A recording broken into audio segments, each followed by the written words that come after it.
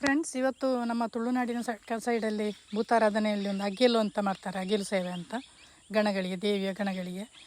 ಅದರದ್ದು ಕೋಳಿ ಸಾರು ಈಗ ಮಾಡ್ತಾಯಿದ್ದೇನೆ ನಾನು. ತುಂಬಾ ರುಚಿಯಾಗಿದೆ. ಅದರದ್ದೊಂದು ವಿಶಿಷ್ಟ ಒಂದು ಪರಿಮಳ ಮತ್ತು ಅದಕ್ಕೆ ಯಾವುದೇ ರೀತಿಯ ಒಂದು ಮಸಾಲೆ ಪದಾರ್ಥಗಳನ್ನು ಹಾಕೋದಿಲ್ಲ ಜಾಸ್ತಿ. ಆದರೂ ಕೂಡ ಅದರ ಪರಿಮಳ ಒಂದು ಮೈಲ್ ದೂರಕ್ಕೆ ಕೂಡ ಬರ್ತಾ ಇರುತ್ತೆ. ನೀವೆಲ್ಲ ಟೇಸ್ಟ್ ಮಾಡಿರ್ಬೋದು. ಇದಕ್ಕೆ ಮುಖ್ಯವಾಗಿ ನಾಟಿ ಕೋಳಿ ಒಂದು, ಆಮೇಲೆ ಒಂದು ತೆಂಗಿನಕಾಯಿ, ಆಮೇಲೆ ಒಂದು 4 ಚಮಚ ಕೊತ್ತಂಬರಿ. ಅದು ನಾವು ಕೈ ಅಳತೆಯಲ್ಲಿ ತಗೊಳ್ಳೋದು, ಅದರಿಂದ 4 ಚಮಚ ಇರ್ಬೋದು ಅದರಲ್ಲಿ. ಆಮೇಲೆ 2 ಚಮಚ ಜೀರಿಗೆ, ಆಮೇಲೆ ಒಂದು ಅರ್ಧ ಚಮಚ ಅರಶಿನ, ಹುಣಸೆಹಣ್ಣು ಸ್ವಲ್ಪ, ಕೋಳಿಗೆ ಸ್ವಲ್ಪ ಅಲ್ವಾ, ಅದರಿಂದ ಸ್ವಲ್ಪ ಒಂದು ಗೋಲಿಗೆ ಹತ್ರದಷ್ಟು ಸಾಕು.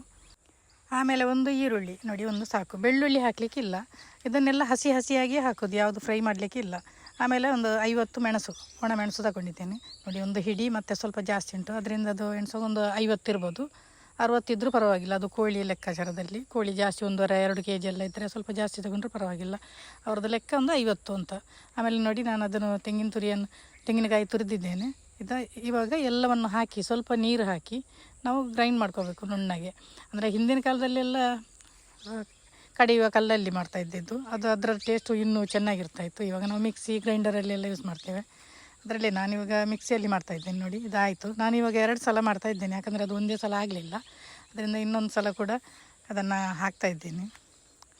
ನುಣ್ಣಗೆ ಮಾಡಿದರೆ ಆಯಿತು, ಎಷ್ಟು ಇದು ಮಾಡಿದರೆ ಅಷ್ಟು. ನಾವು ಅಂದರೆ ಕೆಲವು ಕಡೆ ಎಲ್ಲ ಸುಕ್ಕ ಮಾಡ್ತಾರೆ ಇದರದ್ದು. ನಾವು ನಮ್ಮೂರಲ್ಲೆಲ್ಲ ಮಾಡೋದು ಸಾರೆ, ಅದರಿಂದ ನಾನು ಅದನ್ನೇ ತೋರಿಸ್ತಾ ಇದ್ದೀನಿ. ಇದು ನಮ್ಮ ಪೂಜಾರಿ ಅವರು, ವಿಶ್ವನಾಥ ರೈ ಅವರು ಹೀಗೆ ಮಾಡ್ತಾಯಿದ್ದಿದ್ದು. ಅವರೇ ಹೇಳಿದ್ದು, ಅವರು ಹೇಳಿಕೊಟ್ಟ ಹಾಗೆ ನಾನು ಇಲ್ಲಿ ಮಾಡ್ತಾಯಿದ್ದೇನೆ. ಅದರದ್ದೊಂದು ಟೇಸ್ಟೇ ಬೇರೆ. ನಾವೆಲ್ಲ ಅಂದರೆ ಅದಕ್ಕೆಲ್ಲ ಮಸಾಲೆ ಹಾಕ್ತೇವೆ. ಆಮೇಲೆ ನೋಡಿ, ಇದಾಯಿತು. ನಾನು ಇಲ್ಲಿ ಚಿಕನ್ ತಗೊಂಡಿರೋದು, ನಾನು ಬಾಯ್ಲರ್ ಕೋಳಿ ತಗೊಂಡಿದ್ದೀನಿ. ನನಗೆ ನಾಟಿ ಕೋಳಿ ಸಿಗಲಿಲ್ಲ. ನಾಟಿ ಕೋಳಿಯಲ್ಲೇ ಮಾಡೋದು, ಅಂದರೆ ಅಗೆಲಿಗೆಲ್ಲ ನಾಟಿ ಕೋಳಿಯೇ, ಬಾಯ್ಲರೆಲ್ಲ ಆಗೋದಿಲ್ಲ. ನಾನು ಮಣ್ಣಿನ ಮಡಕೆಯಲ್ಲಿ ಮಾಡ್ತಾಯಿದ್ದೇನೆ. ಇವಾಗ ಮಣ್ಣಿನ ಪಾತ್ರೆಯಲ್ಲಿ ಮಾಡಿದರೆ ತುಂಬ ಚೆನ್ನಾಗಾಗುತ್ತೆ. ಅದಕ್ಕೆ ಅಗಿಲಿಗೆ ಕೂಡ ಅದರಲ್ಲಿ ಮಾಡೋದು. ಅದಕ್ಕೆ ಸ್ವಲ್ಪ ನೀರು ಹಾಕಿ ಆಮೇಲೆ ನಾವು ಚಿಕನನ್ನು ಅದಕ್ಕೆ ಹಾಕಿದರೆ ಆಯಿತು. ಆಮೇಲೆ ನಾವು ಏನು ಮಾಡಲಿಕ್ಕಿಲ್ಲ, ಅದಕ್ಕೆ ಸ್ವಲ್ಪ ಉಪ್ಪು ಹಾಕಿ ಬೇಯಿಸೋದು ಒಂದು 15-20 ನಿಮಿಷ. ಇದು ಬಾಯ್ಲರ್ ಕೋಳಿ ಆಗಿರೋದ್ರಿಂದ ಸ್ವಲ್ಪ ಬೇಗ ಬೇಯುತ್ತೆ. ನೀವು ನಾಟಿ ಕೋಳಿ ತಗೊಂಡ್ರೆ ಒಂದು ಅರ್ಧ ಗಂಟೆ 3/4 ಗಂಟೆ ಎಲ್ಲ ಬೇಕಾಗುತ್ತೆ. ಇಲ್ಲಾಂದರೆ ನೀವು ಇದು ಕುಕ್ಕರಲ್ಲಿ ಇಟ್ಟರು ಪರವಾಗಿಲ್ಲ. ಕುಕ್ಕರಲ್ಲಿಂದ 2-3 ವಿಜಿಲ್ ಆದರೆ ನಾಟಿ ಕೋಳಿ ಬೇಯುತ್ತೆ ತುಂಬ ಚೆನ್ನಾಗಿ. ನಾನಿಲ್ಲಿ ಬಾಯ್ಲರ್ ಕೋಳಿ ಆಗಿರೋದ್ರಿಂದ ಅದು ಸ್ವಲ್ಪ ಬೇಗ ಬೇಯುತ್ತೆ, ಒಂದು 20 ನಿಮಿಷ ಸಾಕು. ಆಮೇಲೆ ಇದಕ್ಕೆ ಏನು ಹಾಕಲಿಕ್ಕಿಲ್ಲ, ಇನ್ನು ಬರೀ ಸ್ವಲ್ಪ ಉಪ್ಪು ಹಾಕೋದು ಬಿಟ್ಟರೆ. ಅದರ ಉಪ್ಪು ಇದು ಅಗೆಲಿಗೆಲ್ಲ ನಾವು ಉಪ್ಪೆಲ್ಲ ನೋಡಲಿಕ್ಕಿಲ್ಲ ಅಂತೆ, ಅದು ಅದರದ್ದು ಪರಿಮಳದಲ್ಲೇ ಗೊತ್ತಾಗುತ್ತೆ ಅಂತ ವಿಶ್ವನಾಥನ್ನ ಹೇಳಿದರು ನಮ್ಮ ಪೂಜಾರಿ ಅವರು ಮುಂಚೆಲ್ಲ ಅವರೇ ಮಾಡ್ತಾಯಿದ್ದಿದ್ದು. ಇವಾಗೆಲ್ಲ ಅಗೆಲು ಸೇವೆ ಮಾಡೋದಕ್ಕೆ ಒಂದು 2-3 ಜನ ಬರ್ತಾ ಇದ್ದಾರೆ ಅಡುಗೆಗೆ ಅಂತ. ಅವರು ಬರೀ ಮೇಲ್ವಿಚಾರಕರಷ್ಟೇ. ನೋಡಿ, ಉಪ್ಪು ಹಾಕ್ತಾ ಇದ್ದೇನೆ ಇವಾಗ. ಇದನ್ನು ನಾವು ನೋಡ್ಬೋದು, ನಾವು ಇದು ಅಗೆಲಿಗೆ ಮಾಡ್ತಾಯಿಲ್ಲ, ಇದು ಮನೆಯಲ್ಲಿ ಮಾಡ್ತಾಯಿದ್ದದ್ದು ನಮಗೆ. ಅದರಿಂದ ಅದನ್ನು ರುಚಿಯೆಲ್ಲ ನೋಡ್ಬೋದು. ಅಗೆಲಿದ್ದು ರುಚಿ ನೋಡಲಿಕ್ಕಿಲ್ಲಂತೆ, ಆವಾಗ ಅದರ ಪರಿಮಳದಲ್ಲೇ ಗೊತ್ತಾಗುತ್ತೆ ಅಂತ ಅವರು ಹೇಳ್ತಾಯಿದ್ರು. ಅವರು ತುಂಬ ಚೆನ್ನಾಗಿ ಅಡುಗೆ ಮಾಡ್ತಾರೆ. ಅಂದರೆ ಕೆಲವು ಕಡೆ ಬೆಳ್ಳುಳ್ಳಿ ಹಾಕ್ತಾರಾ ಏನೋ ಗೊತ್ತಿಲ್ಲ, ಆದರೆ ಮುಖ್ಯವಾಗಿ ಬೆಳ್ಳುಳ್ಳಿ ಎಲ್ಲ ಹಾಕಲಿಕ್ಕೆ ಇಲ್ಲ ನಮ್ಮ ದೈವಗಳಿಗೆ, ಅಂದರೆ ಅಗೆಲು ಸೇವೆಗೆಲ್ಲ. ಹಾಗೆ ಅದನ್ನು ಮತ್ತೆ ತುಪ್ಪದಲ್ಲಿ ಹುರಿಲಿಕ್ಕಿಲ್ಲ, ಎಣ್ಣೆಯಲ್ಲೆಲ್ಲ ಹುರಿಲಿಕ್ಕಿಲ್ಲ, ಬರೀ ಹಸಿಯಾಗಿ ಹಾಕೋದು. ಅದರದ್ದೊಂದು ಪರಿಮಳವೇ ಬೇರೆ. ನಮಗೆ ಅಗೆಲು ಸೇವೆಗೆಲ್ಲ ಬಂದವರಿಗೆ ಗೊತ್ತಿರ್ಬೋದು, ತುಂಬ ಚೆನ್ನಾಗಾಗುತ್ತೆ ಅಂತ. ನೀವು ಕೂಡ ಒಮ್ಮೆ ಮಾಡಿ ನೋಡಿ. ಇದು ಒಂದು ರಿಕ್ವೆಸ್ಟೆಡ್ ವಿಡಿಯೋ. ತುಂಬ ಜನ ಕೇಳ್ತಾಯಿದ್ರು, ನಾನು ಅಗೆಲು ಸೇವೆದ್ದು ವಿಡಿಯೋ ಹಾಕಿದ್ದೆ ಅಲ್ಲ, ಆವಾಗ ಕೇಳ್ತಾಯಿದ್ರು ಅಗೆಲು ಇದ್ದು ಒಂದು ರೆಸಿಪಿ ಹಾಕಿ ಅದರದ್ದು ಅಂತ.